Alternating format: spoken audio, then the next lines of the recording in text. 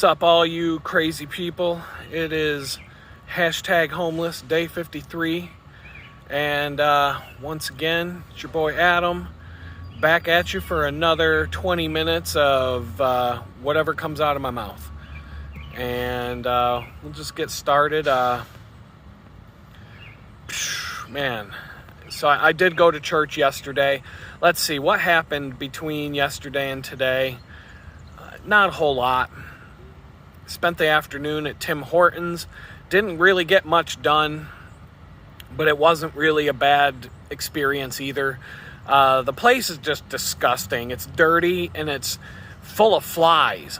It's like there must be a dead body hidden in that restaurant somewhere because there's so many flies. I actually went and looked for a fly swatter at a couple of different stores because all I've been doing is rolling up some papers in a folder to make a fly swatter out of, but I have to sit there all day swatting at the flies if I'm going to sit at Tim Hortons now. The noise wasn't ridiculous. The internet was good. It gets to the point where after like 2, maybe 3 hours, I gotta pee. And in order to do that, I gotta pack everything away. Going to the bathroom, like trying to sit and do work for the afternoon, and then having to go to the bathroom is about a half an hour at least to pack it all down, put it all in the bag, go to the bathroom, come back, unpack the bag, set everything back up, turn the computer back on, turn all the software back on, get it all back to the way it was. I could just put my MacBook to sleep, but then I have problems with the external hard drives. So the only way that I can truly disconnect everything and get it all back in the bag is to shut the MacBook down. And it's the only way I can avoid having issues with external hard drives when I go to plug them back in. If you're running an app and the app is connected to the hard drive because you're using files on the hard drive, you can't disconnect the hard drives until you quit the apps that are accessing files on the hard drives. So it's like at that point, it's actually quicker to just go shut down. Shut the thing down fully. Don't put it to sleep. Shut it down. Unplug everything. Throw it in the bag. Pack the bag. Go do your thing. Come back, take everything back out of the bag, set it all back up again.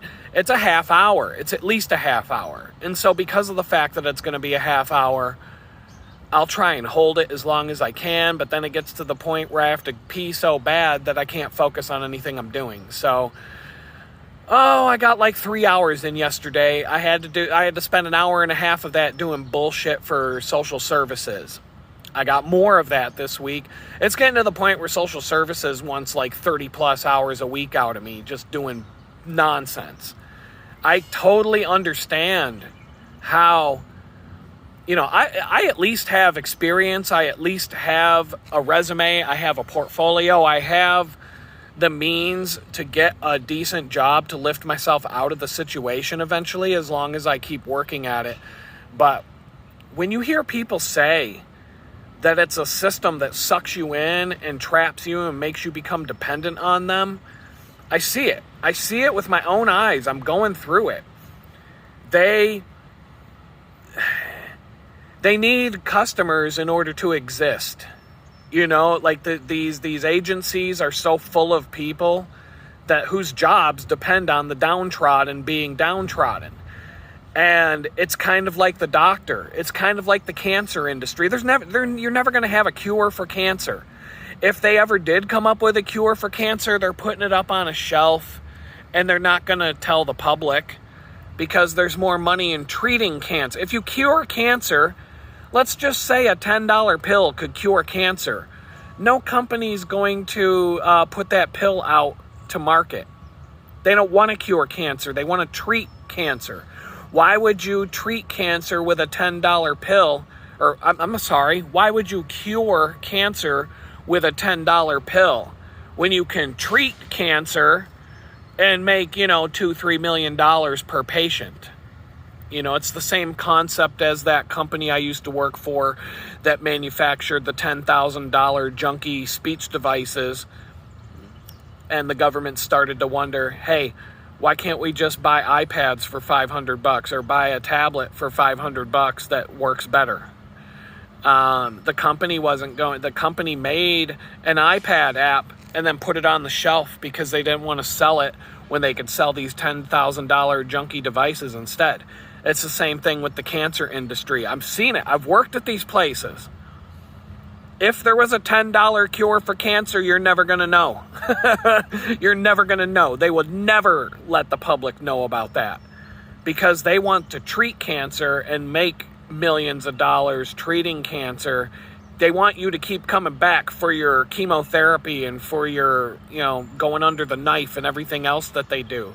They don't want you eating healthy. They don't want you avoiding a lifestyle that would cause you not to get cancer in the first place. Yeah, they say that what I'm saying is a conspiracy theory, but it's business. Business is going to do what business does, make money. And they're going to do whatever it takes to make the most money. So, wow, I don't even know how I got to cancer. The dependency on social services is the same thing. If you make it a system that helps the downtrodden get on their feet and you reduce poverty and you get these people off the streets, then these people are going to lose their jobs. So their jobs are dependent on keeping you in that system, keeping you on the food stamps, keeping you on the welfare, keeping you getting, public housing and all that kind of stuff. If they actually helped you, they wouldn't have a job anymore. So they keep you dependent on them. They keep you sucked down in that system. You get sucked into it. You got to go to 6 appointments every week. You've got to fill out stacks of paperwork. And all you're doing is filling out the same thing over and over and over again. What's your name? What's your social security number? What's your, annual income? Once you fill out stacks of papers, you'll fill out a stack of 50 sheets of paper. Each one of them is a form that asks you the same 8 or 9 questions over and over and over and over and over and over and over again. It's like, it's 2024 and you can't even have this stored in a database. You can't give me a website to go fill out a form on. What's going on here? They want you dependent on them. They don't want you to climb out. They don't want you to be successful again. So there's my rant for, however long that went. Things at the homeless shelter, I lost an hour and a half out of my day today because I was supposed to wait around to see about that whole thing where they might give me a room to myself. And that kind of got weird and awkward. And I don't know where that stands because I guess the rooms are for people who have jobs. And then if you get a job and you get one of those rooms, they want you to pay for it. So because, heaven forbid you save your money and you go get a place to live instead. But the whole thing is just, I basically sat around for an hour and a half because I was told to wait around while they talked about this. And then there's still no real definite clear answer. And so, the library's already open. And I'm losing that time today. Then I'm doing the live stream today with Truth Tiger, which is cool. But that's at 1 o'clock. I forgot to put the link to his YouTube channel in the show notes yesterday. So if you're watching today and you want to check out that live stream, I'm going to put a link to Truth Tiger's channel here in the show notes for today. And I'll probably go back and put it in for yesterday as well on the show notes, the description at the bottom of the video here. If you're on YouTube or Rumble, if you're on TikTok, well, you shouldn't be on TikTok. Let's see. So, yeah, there's that. So, yeah, like I said, I went to church yesterday. I'm going to double check the video app just to make sure we're still good. We're still recording. That's awesome. So if you see the video get choppy and freeze, it's only because I'm switching apps, and that's just what that app does. So, yeah, church was really interesting yesterday, and God told me in clear and certain terms that yes, you were supposed to be there yesterday, no doubt in my mind, and that was the right place for me to go. It's a church that's affiliated with the church I used to go to in Pittsburgh, And but it's a small community church. Everybody knows everybody. Everybody grew up in the same neighborhood together. There were maybe 30 people in the sanctuary for church yesterday. So, I'm not going to lie. I would rather go to the mega church where there's 1,000 people in the room. And I would just rather slide in, find a seat towards the back, and slide back out and just remain anonymous, get my message from God, and go on my merry way. But when you go into a little community church like this, you're the new guy. You're going to be asked a lot of questions. The pastor came up to me and he said, he kind of looked at my heavy laptop bag and he kind of looked me up and down and he said, "So are you a traveler?" And I'm like, yeah. I'm like, that's got to be the polite way of asking if I'm a homeless turd or something like this, because isn't that's what they call the gypsies in the UK? They call them travelers. So, I'm already like, oh, this is so embarrassing already. And the guy said, well, he's like, I know something's going on because nobody comes in here carrying a bag like that, because I had to walk to the place and I have to take everything with me that I'm going to need throughout the day. So yeah, I had a bag with me. It wasn't even like a homeless backpack, and I was dressed nice. I wasn't unshaven. I wasn't scrubby looking. But everybody in this town, there's so many homeless people in Jamestown that everybody knows instantly. That's why when I go on these job interviews, if I have so much as a little bag that I'm carrying an extra set of clothes in because I walked there, they look at me like I'm a freak show. Just because I'm walking into the place carrying a bag, they automatically know, A, I don't have a car, because if I did, I would have left the bag in the car. B, I must be homeless because I'm walking around town with a bag. They just know. There's so many homeless people in Jamestown that it's like everybody just knows instantly. It's like a small town. Everybody knows what's going on. But anyway, even though the pastor, like everybody there was looking at me like they know what's up. But everybody there was super, super friendly and welcoming. So that was good. Everybody in the whole place came up to introduce themselves to me. An older lady came over and sat next to me saying, "I don't want you to have to sit here all alone." And she talked to me pretty much the whole time we were waiting for church to start. And after church, she was walking me around, introducing me to people. She sat there and prayed with me. She didn't ask me any personal questions at all. It was all just small talk, but she just, she prayed with me, and she was just very, very, very, very friendly. It was really cool. And, that would have been fine. That would have been enough in and of itself for me to know that God wanted me to come here today. Just the welcoming environment. But the sermon, when the pastor gave the sermon, it was very, very clear to me that I was supposed to be there. I was supposed to hear this. And so it was communion, and he was giving a sermon about the Lord's Supper. And I'm not going to get into the whole details of the sermon, but the part that stood out to me was the part about forgiveness, because this is something I'm struggling with right now. It's a daily struggle.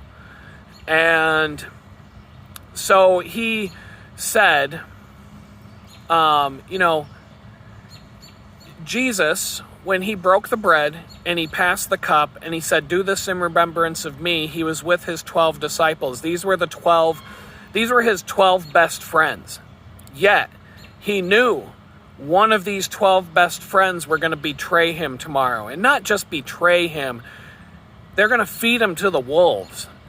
One of his 12 best friends, and Jesus knew which one it was. He knew which one it was. One of his 12 best friends are going to betray him in less than 24 hours and he's going to be nailed to a cross and hanging on a cross waiting to die because one of his best friends betrayed him. And so the pastor kind of said, would you serve dinner to Judas? And he went into this whole thing about, if you were having a dinner party and you had 12 of your best friends over and you knew that one of your best friends was going to betray you tomorrow, would you serve him or her? Would you want to serve dinner to your best friend? You know that your best friend is going to betray you tomorrow at your job, and you're going to lose your job, you're going to lose your house, your wife is going to walk out the door because you're not making the money anymore.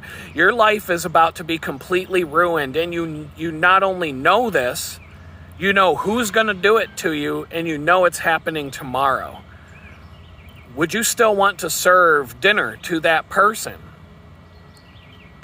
And, I'm just sitting there kind of like, wow, man.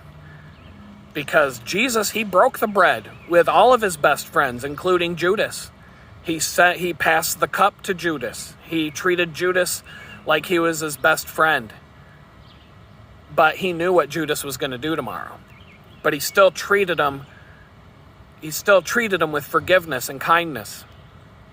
And, I couldn't help but think to myself, if I just cooked dinner for the love of my life and the one that I thought was my best friend, and I knew that she was going to betray me tomorrow and throw me out into the street to become homeless, would I still want to serve her dinner? Or would I just want to dump it in the trash and tell her to go fuck herself? I mean, I already know what I would want to do. Either that or maybe put something in the food, spit on it and then serve it to her. I'm just saying I don't have that same level of forgiveness that Jesus had toward his best friend. Maybe I would have taken a few bites on my own before throwing it all in the trash. But honestly, if I knew that I was about to be betrayed tomorrow like that, and have my life completely thrown in the trash by somebody I thought was my best friend, my appetite would be gone. I wouldn't even be able to eat I wouldn't want to, but I certainly wouldn't want to, cater to this person and do nice things for this person if I knew tomorrow what was going to happen. So, but I knew that I was supposed to hear that message, right? And, I'm not even like, I'm uncomfortable talking about this stuff because I know this girl's watching these videos on YouTube. And how do I know? Because that's the algorithm. The algorithm on YouTube, they know everything about you. They know everything about us. They know we were in a relationship together. They even recorded us fighting with each other over 2 simultaneous phones through the 2 microphones. They know that she threw me out of the apartment to become homeless, and she doesn't watch TV. She spends all night watching YouTube every day. So I guarantee you that algorithm is showing her every single day something like, you might be interested in the homeless guy that you threw out into the street. Click here to see what he's up to today. I've got almost 1,000 followers now, so whatever. Thanks for helping me catapult my life into greater things, because that's what's going to happen as a result of what you did. But no, the whole point of the sermon was for me to forgive this person. And, Jesus, like I said, Jesus forgave Judas. He broke bread with him and the other 11 best friends at the Passover celebration that night. He passed the cup to Judas along with everybody else. He knew what Judas was going to do in 24 hours. He knew, but he forgave him anyway. Even when Jesus was hanging on the cross, being nailed to the freaking cross, what did he say? Forgive them, for they don't know what they're doing. They don't know what they do. You have to forgive. You have to. I'll never be able to move on in life until I finally just do it. I do it, and then I come back, and then I'm back here, and then I'm back there. I forgive, then I don't, then I do, then I don't. And it's the level of stress of being homeless is so intense. Unless you've ever been there yourself, you would never know. You would never know. Don't try to put yourself in someone else's shoes when you have no idea what they're going through. I didn't. I have a whole different perspective on... I can't walk past a homeless person again for the rest of my life without, feeling different than I ever have in my life. In Pittsburgh, they're everywhere. And they're hounding you, and they're constantly... You can't walk 3 blocks in the city of Pittsburgh without being panhandled, without somebody coming up and asking for money. And if you give them $5, they're gonna go buy beer. You know it. Because they don't hide it. They don't hide it. And, you get cold. You live in Pittsburgh for 20, 25 years and you deal with this every single day. You get cold. Everybody does. I would be with groups of people. We'd be walking down the street and you wouldn't even make eye contact with the homeless, because it's just, you're going from, Stanwyck Street to Grant Street to go get something to eat. And the 4 blocks in between, you're getting hounded 6 times. So I don't know what I'm going to do when I go back there, but I'm not going to be able to just walk past these people without trying to do something. It's just, I don't know. My whole perspective is just completely flipped right now. But it's hard to forgive. I'm not going to lie. There's times where I think if I ever drove by the bridge down here where all the homeless people hang out and I saw my ex living down there sucking dick for crack or something like that, I would just have to say, well, karma's a bitch, ain't it? But no, I don't want that. I don't want that. I don't wish harm on this person, but you going through some of the things I'm going through right now, it's hard to not circle back, to keep circling back to that place where you think those things, you have those thoughts coming into your head. Anybody, if you were married and your wife cheated on you and walked out the door, how many times are you coming back to that place where you can't forgive the person for what they did? A woman who a guy cheated on her, it doesn't matter who you are. If you've been betrayed by somebody who you thought was supposed to be your best friend, that's a hard slap in the face for anybody. So, I'm not even comfortable talking about it, but whatever. I've been doing these videos now for 53 days, 52 days technically, because I didn't do one on the first day. I'm over it. I don't care about talking to you guys anymore because I'm just used to it. You're like, it's like I'm talking to a group of friends here. I'm just not going to say anything that's going to make me, make the FBI show up at my house. But seriously, if you were scrolling through YouTube and you're getting 50 notifications from the YouTube algorithm that the ex that you threw out into the street just posted a new video, are you going to watch? Of course you're going to watch. Who the hell wouldn't watch that? Of course you're going to watch. So, I don't, YouTube's algorithm, they know what you want to see. If you're talking about something, you're going to go, even if you don't type it into Google, you're going to go log into YouTube later on and you're going to see 10 videos about the thing that you were talking about your friend with, if your phone was in your pocket and they were listening in on your conversation. So anyway, yeah, I've already said it's a back and forth process. So listening to that sermon yesterday, it was like God himself was talking directly to me, and I'm positive that part of the sermon was for me. I could also feel this feeling of relief, and I could feel stress just leaving my body yesterday when he was talking about this, just giving me a good analogy of, Jesus forgave everybody who wronged him, and a lot of people, wronged him. He got it a lot worse than I've ever had it, and he still forgave all the people that did it to him.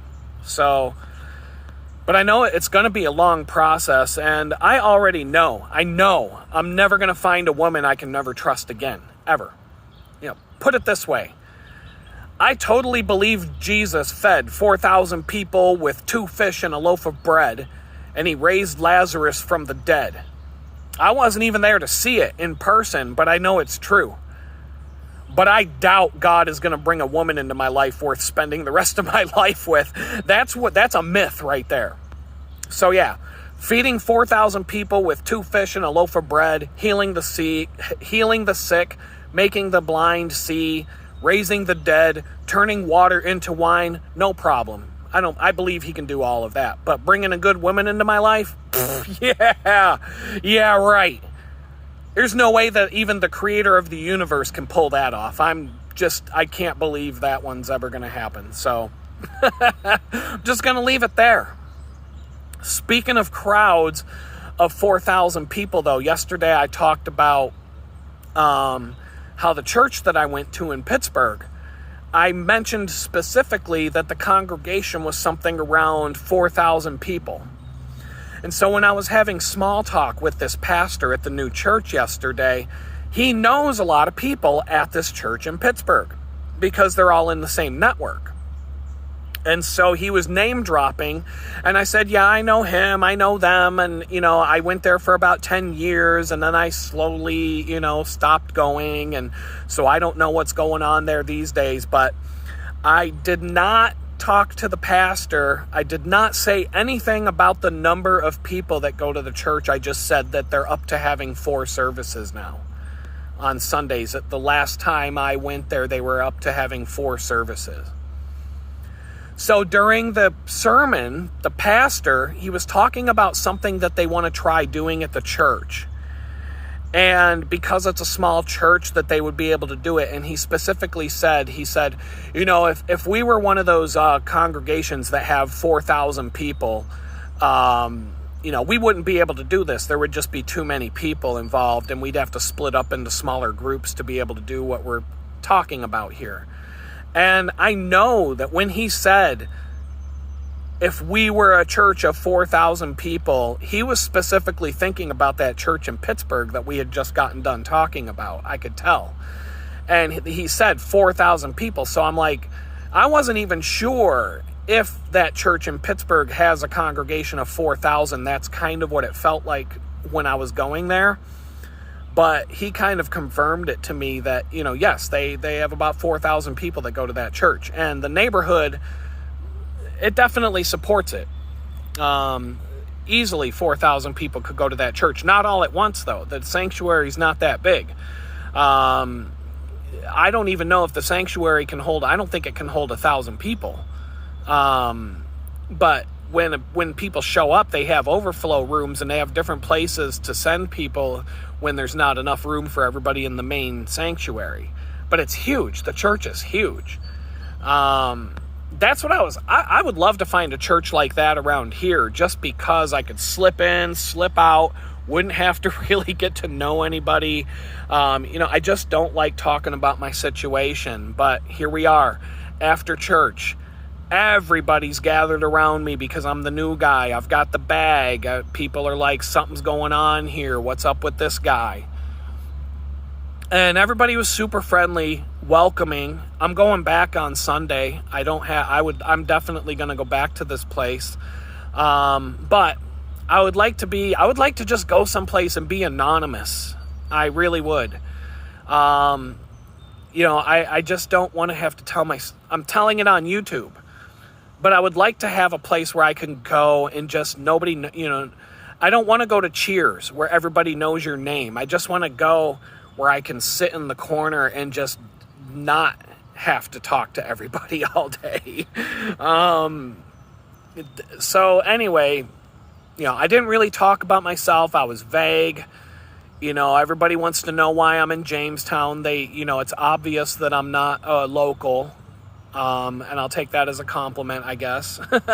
But anyway, I talked to some people, small talk, it was very friendly and welcoming. I definitely would like to go back. It was a good church, really good church. But as I'm leaving, I'm walking out the door, and the lady that came and sat next to me at church and prayed with me and all that stuff, she just comes up to me and she holds out her hand. She grabs my hand and she's like, God told me that you need this. So she puts something in my hand, turns around and walks away. And before I know it, I look down. This lady man, this is so crazy. But this lady, she puts $100 bill in my hand.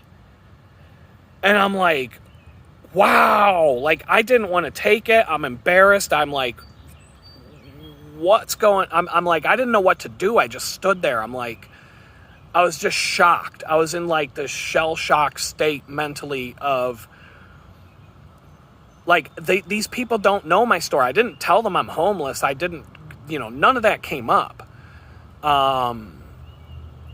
I danced around the questions that people were trying to ask me about my personal life. And, but anyway, this lady, she comes up and she slides $100 bill into my hand and walks off. And like, before I even looked down at my hand to see what she put in my hand, she was like gone. I couldn't just run up and be like, no. And I'm like, I don't know. It's going to help.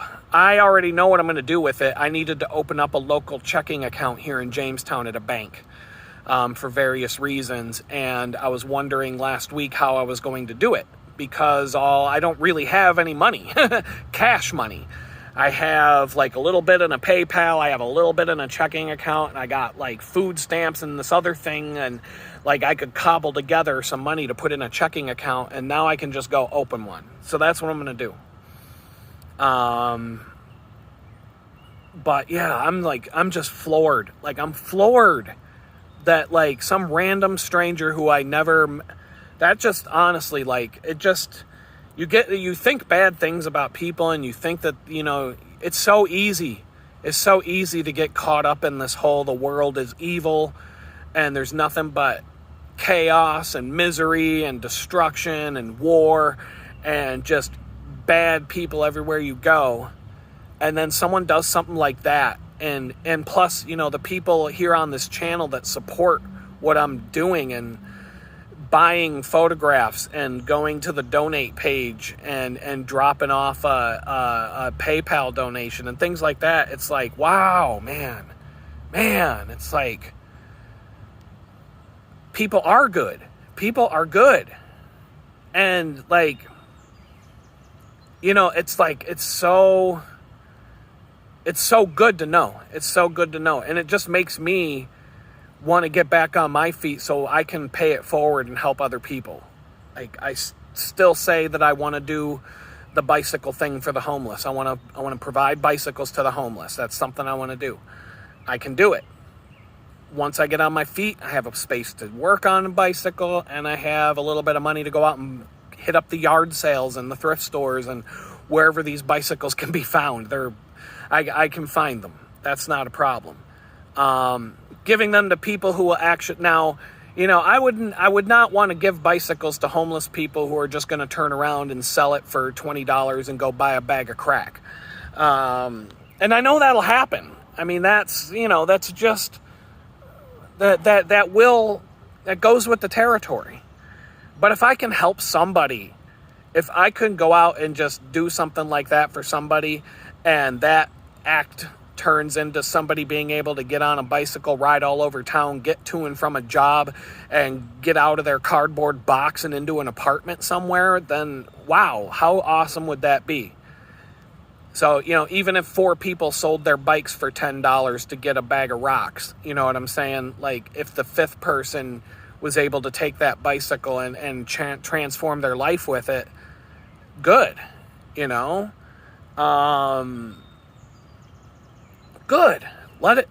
So, that's something I want to do. There's other things I want to do. I have a never-ending list of to-dos. And so, with that said, I'm going to check on the time here when we're at the half-hour mark. And, it's another half-hour video like yesterday. But yeah, that was my day yesterday. Church was great. I'm like, my mind is blown. My mind is blown. Like the Lord just keeps providing whatever I need. But it's almost like he's got me by the back of the shirt and he's holding me over the edge of a cliff to where if he lets go of my shirt, I'm done. I'm going to fall off the cliff. I'm looking straight down the gorge. It's like I'm hanging off the edge of the Grand Canyon looking straight down 4,000 feet to a bunch of rocks and a river below. And God's just got me by the back of my shirt and he's holding me over the edge. He could drop me anytime he wants. But he's not dropping me. He's just holding me there. It's like, trust me, I'm not going to let you go. But he's been holding me over the cliff. He's been holding me by the back of my shirt, hanging me off of the edge of this cliff now for 23 months, almost 2 years. And I'm just kind of getting to the point where, when can I take a step back? When can I take a step back from the edge of the cliff and take a deep breath, to where I don't have to keep looking straight down the edge of the cliff, but I can step back and enjoy the scenery for a minute. That's what I'm waiting for. That's what I'm waiting for God to do. But, I keep saying that God's been silent over the last few weeks. I go to church yesterday, and God was speaking to me the whole day yesterday. Not just at church, but after church and all the way into the evening. And, he set some priorities for me. But I know he's waiting. I know he's waiting for me to do some things. And one of those things is to forgive those who have wronged me. And to say that I am innocent of having done anybody wrong in these situations, that's so far from the truth that would be a complete lie. Everybody knows this. I did some really stupid things and ended up going to prison for it. And I put everybody I care about through hell. And some of these people are still going through that hell to this day, along with me. I'm going through it too. But I'll take the responsibility and admit that it was my fault, at least up to that point. But there are other things that happened that I'm not taking the blame for. And I'm not going to talk about what they are, but these people who I need to forgive, they know. They know that I'm partly responsible for this. And I'll even say I'm 80% responsible, but there are some things that were done, things that have been said, things that have been done, not just one person. I'm not talking about just one person here. There are things that were not deserved, that I've been, that have been dished out to me. And, I think God's just waiting for me to say, look, dude, drop it. Just let it go. Forgive them. I forgave you for everything you've ever done in your life. You need to forgive these people. There's a parable in the Bible of the unforgiving servant. And to keep it real short here for a minute or two, a guy owed the king millions of dollars, more than he could ever pay in the rest of his life, and the king forgave him the debt. But then this guy turned around. He had a friend who owed him $100, and he pursued this guy for the $100 to the point where he put the guy in prison. And they put the guy in prison until he could repay the $100. But because he's in prison now, he's never going to be able to repay the $100. And so now this guy's being tortured and in prison over $100 because this guy, is pursuing it, wasn't willing to let it go. So the king, he hears about this and he's like, whoa, wait a minute. He calls the guy into the chamber and he's like, hey, I forgave you your debt of millions of dollars that you owe me, and now you went and chased this guy down for $100 and threw him in jail for that. We're done here. And he takes the guy and he throws the guy in prison and has him tortured and says, all right, the debt is back on. I no longer forgive the debt. So that is basically an analogy of God saying, look, dude, I forgave you for everything you've ever done, even the things you don't even know about. But you're going to go and hold a grudge against all these people. You're going to hold a grudge against everybody who's ever wronged you in your life for the rest of your life. And what's up with that? You're going to hold a grudge against the people that fired you for going to the hospital when your son was born. You're going to hold a grudge against the people that fired you from that job because you wouldn't take a shot even though you worked remotely. Yeah, I get it. That was wrong. They shouldn't have done it. But you need to forgive these people. You need to forgive the one who threw you out into the street. These people, they're all just as messed up in the head as you are. Everybody, every one of us. So God is just trying to set the example and say, look, I forgive you for everything you've ever done. You need to pass that on to everybody else, or we're not going to get anywhere. So that's what he's waiting for. I can tell. And honestly, after church yesterday, there's been a big difference in my state of mind when it comes to that stuff, just from yesterday to today. I skipped church 2 weeks in a row and chaos erupted all around me. I got to watch a giant bar fight brawl at McDonald's and Tim Hortons in 2 subsequent weeks. It was stressful. And then between yesterday and today, it's like I feel this weight lifting. I'm irritated about things. Yeah, I'm homeless. I don't have a job. I had to spend half an hour this morning talking about my job search instead of going to the library to look for a job or sit and do this video with you guys and, do the things that I'm doing. And it's frustrating. But, at the end of the day, I can feel something working inside of me that's helping me to just say, you know what, let go. Just let go of this stuff. God's got something he's waiting to give me, a new life. But he doesn't want me bringing all these bags. It's like God's got a new home for me, but he doesn't want me bringing all the junk from the old home into the new home. He wants to furnish the new home with new things that are better. He doesn't want me to bring the 20-year-old ratty college couch that's, full of beer farts and, cigarette stains or whatever, and beer spills. He wants to get me a new couch.